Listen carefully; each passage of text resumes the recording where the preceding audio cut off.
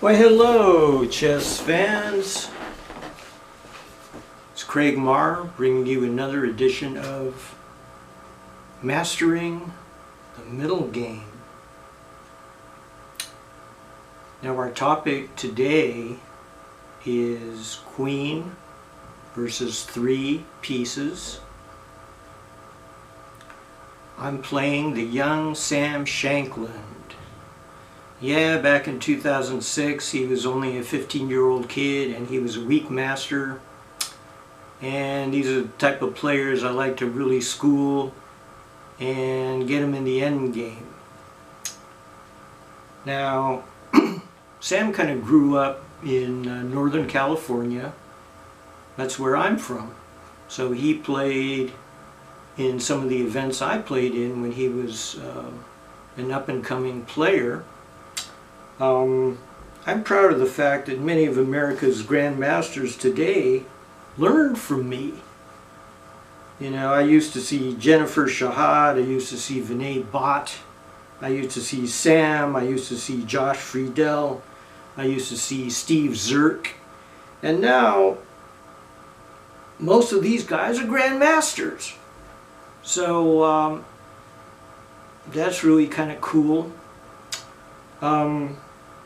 Now in 2018, Sam worked hard on his game, winning the US Closed. And that is a big deal, man. He's in the top 40 in the world, but I'm wondering whether he can duplicate that great feat of winning the US Closed. Can he do it a second time? Well, that's very tough in today's competitive environment where you got Caruana, you got Wesley So, you got Naka, and you got Zhang, you got a whole bunch of up-and-coming stars. So it's just, American chess is very competitive nowadays. Only time will tell. Sam is about 30 years old, he's still in his prime. But he needs another 50 or 60 points to really get into the top 10 in the world. And that is not easy to do. I mean, it's much easier to go from, let's say, 1200 to 1250 than it is to go from 2700 to 2750. And recently he lost a very tough match to Karyakin, but he gave him a real scare. Anyway, in 2006 I came out of retirement just to play these up-and-coming young talents. And I played guys like Sam Shankland, I played future GM Daniel Narditsky. Now, you know, I never, my wildest dreams thought Sam would get up to number 30 in the world, but he did it, and it's, you know, takes a lot of hard work. Anyway, this game was played in Berkeley, 2006. I had the white pieces, and Sam had the black pieces. I opened up with knight f3. And even back then, Sam was a French player. This particular move order could, if I play e4, could land us in a French similar to the one that Sam recently played against Karyakin. But I played g3.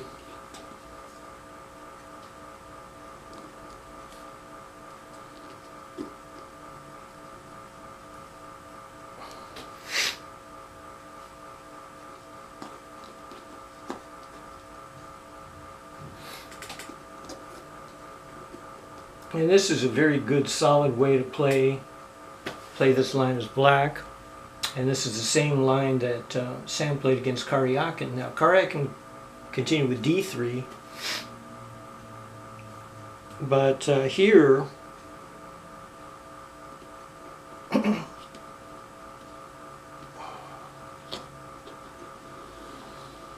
castles.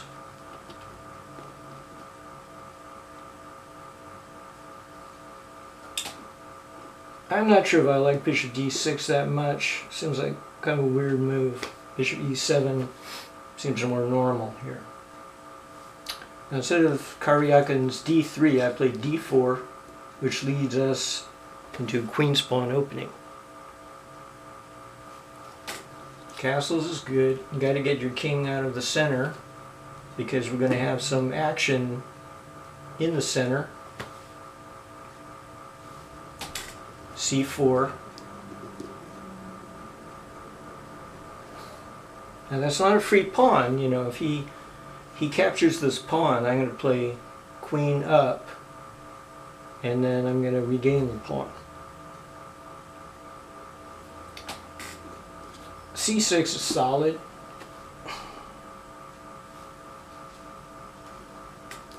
Knight d2, I'm protecting the pawn, and I'm preparing myself to launch e4, dominating the center. This whole thing is kind of a battle to get e4 in.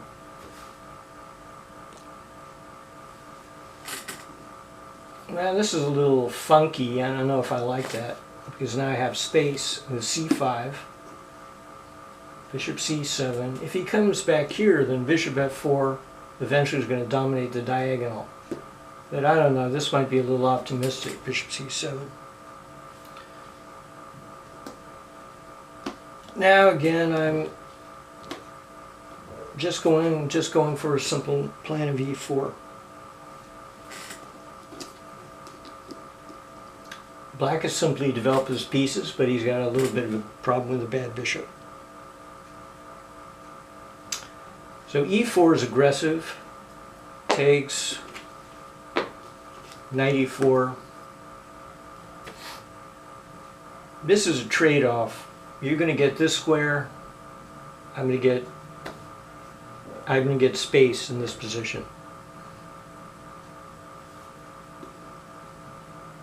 Now I decided on this aggressive move, threatening mate.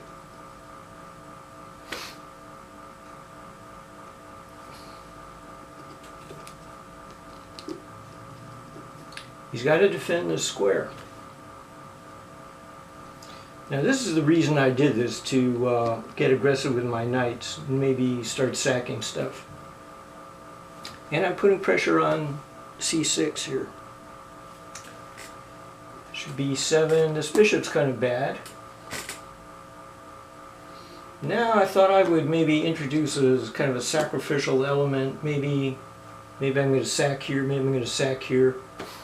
You know, I've got some possible sacrifices here. Okay, so check on the queen.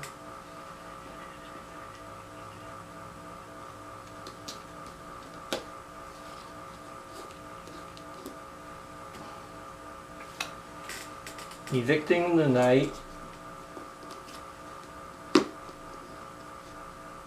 Now black looks pretty solid, but you know, I've got a lot of some attacking chances due to the missing bishop.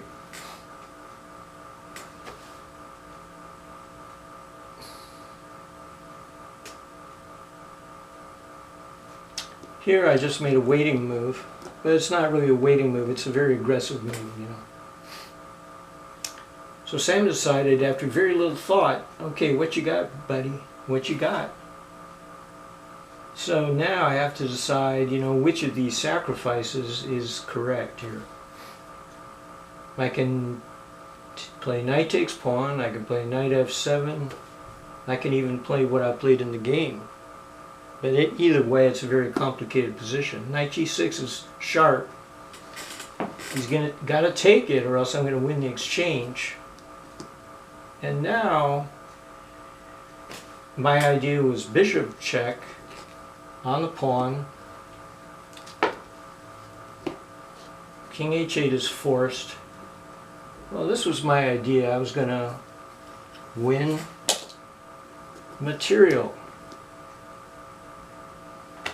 I took his knight, and now his queen's kind of hanging, you know.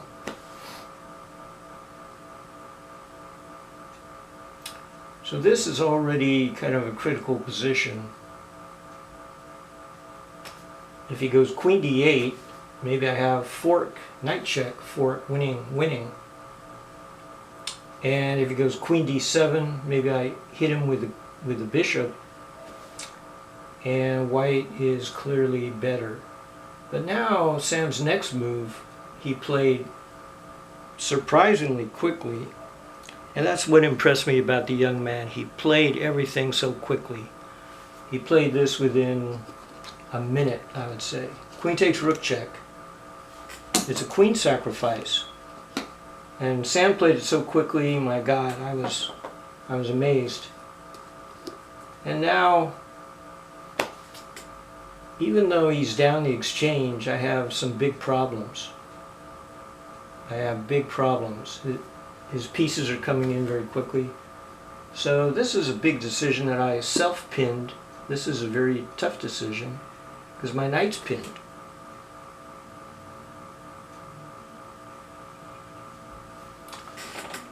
So now I have big problems getting out of this pin. And knight f6. So I'm going to eventually have to play f3 to support the knight. And so the play is really going to revolve around the pin. The pin, this pin is terrific here. Now I really have to be concerned about bishop f5 pinning, you know.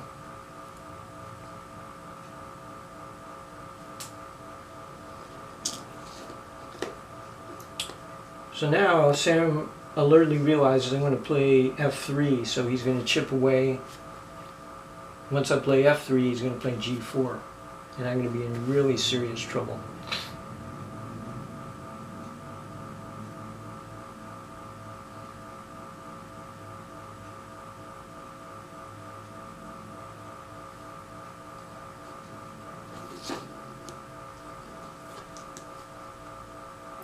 Here he comes.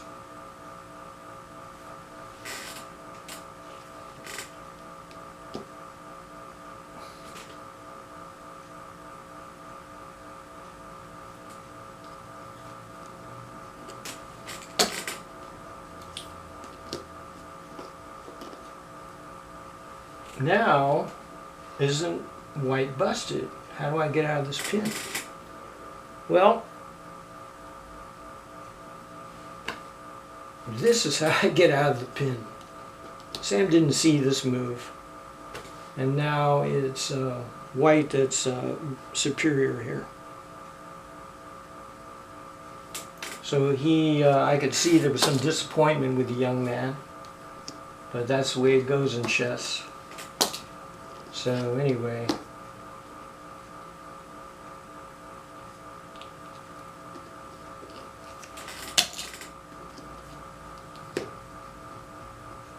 now this is a very aggressive move. Here I decided, this is crazy, but I decided to sack here.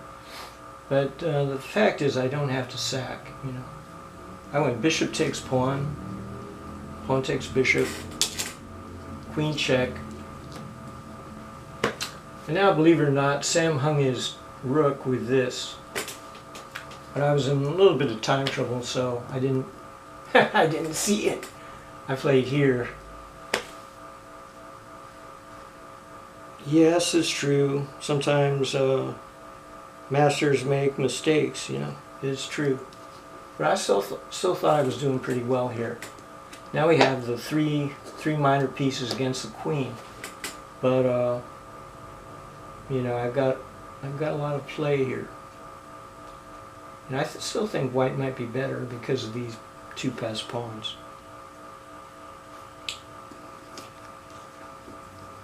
I thought I was going to really kill him with d6 here. These pawns look very dangerous. But now, suddenly, oops, there's a mate threat.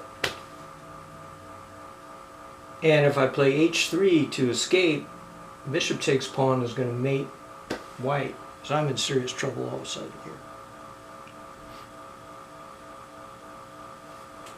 So I have to take another pawn to defend against the mate. And I still thought I was doing pretty well. If he wins the queen, I've got a lot of pawns. But now this came in. And now I realize that maybe I'm in a very serious situation here. Maybe there's a mating attack or something. So now, queen d3.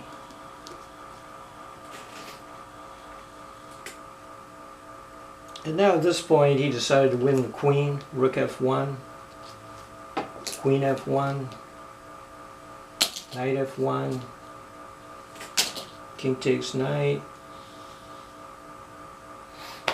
bishop takes pawn, and now I thought I was okay, but in reality I'm in serious trouble here. So I played here to stop that. And now I realize that I thought it was okay, but I'm not really. King E2, King F6,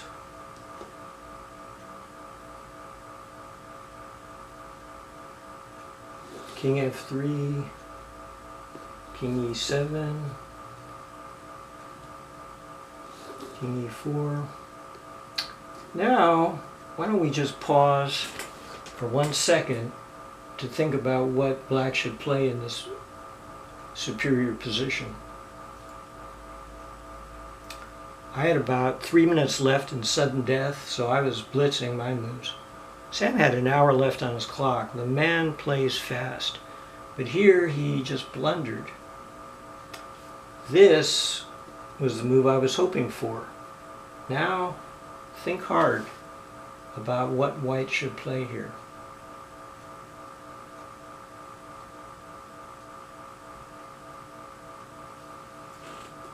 After this, it's over. He has to take, and then I win the king and pawn ending. So that's the blunder that Sam made as a young player, and I hope he really learned from this. Anyway, so long, and thanks for watching.